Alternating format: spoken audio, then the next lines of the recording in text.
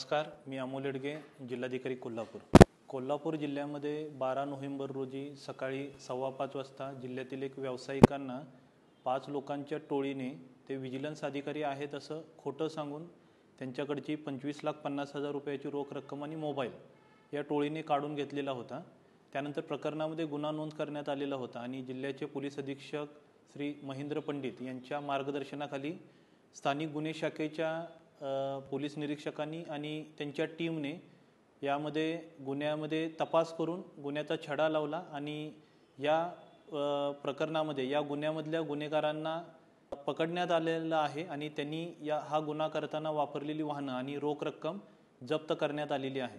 स्थानिक गुन्हे शाखेच्या टीमने 2 पोलीस अधिकारी 20 अंमलदार यांच्या 6 तपास पथकाने या प्रकरणामध्ये योग्य चांगल्या पद्धतीने तपास करून 3 दिवसांमध्येच गुन्हेगारांना पकडण्यात त्यांना यश आलं।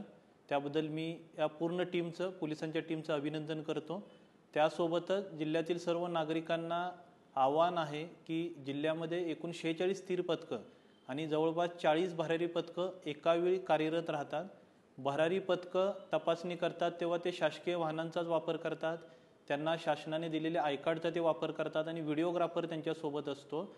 कोणत्याही जिल्ह्यातील नागरिकांना भरारी पथकांबाबत माहिती घ्यायची असेल किंवा काही संशय आल्यास ते आपली इलेक्शनची निवडणूक विभागाची जे टोल फ्री क्रमांक आहे 1950 आणि पोलिसांचा 112 हा जो टोल फ्री क्रमांक आहे त्यावरती संपर्क साधू शकता आणि माहिती घेऊ शकतात। धन्यवाद।